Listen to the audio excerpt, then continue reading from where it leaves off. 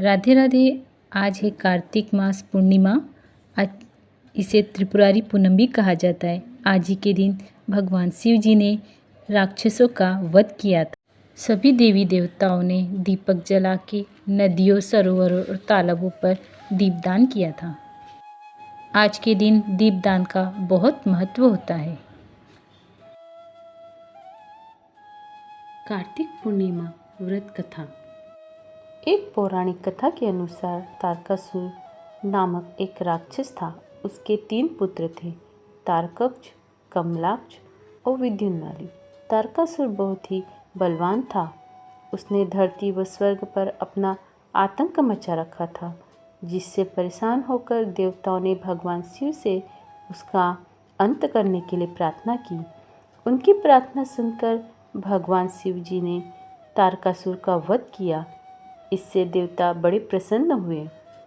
उसके 3 पुत्रों को यह सुनकर बड़ा दुख हुआ और उन्होंने इसका बदला लेने के लिए ब्रह्मा जी की घोर तपस्या की।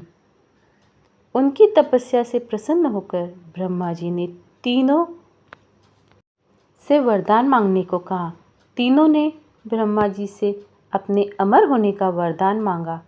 ब्रह्मा जी ने अमरता के अलावा कोई दूसरा वरदान मांगने को कहा।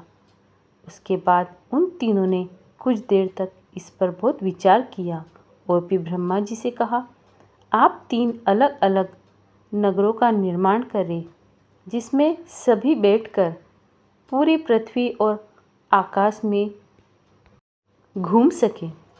1000 साल बाद जब हम मिले तो हम तीनों के नगर मिलकर एक हो जाए।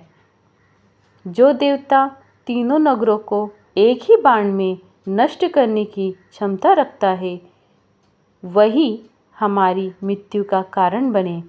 उन सबकी नज़र में यह एक असंभव कार्य था। उन्होंने वह वरदान ब्रह्मा जी के निर्देशानुसार मैदावन ने उनके लिए 3 नगरों की स्थापना की।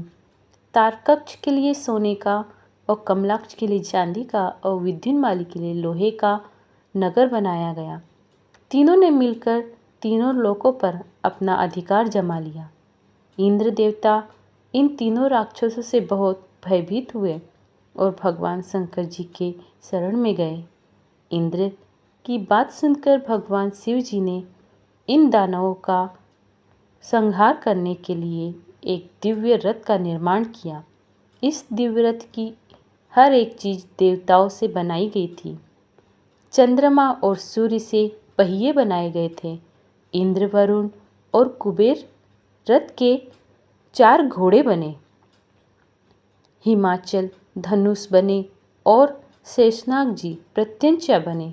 भगवान शिव खुद बाण बने और बाण की नोक अग्निदेव स्वयं बने।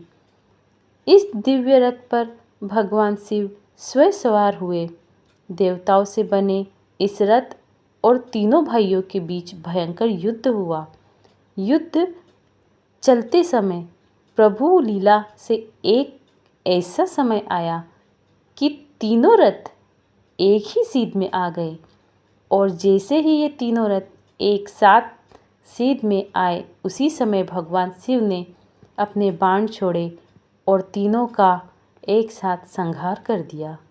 कार्तिक मास का पूर्णिमा की कथा समाप्त।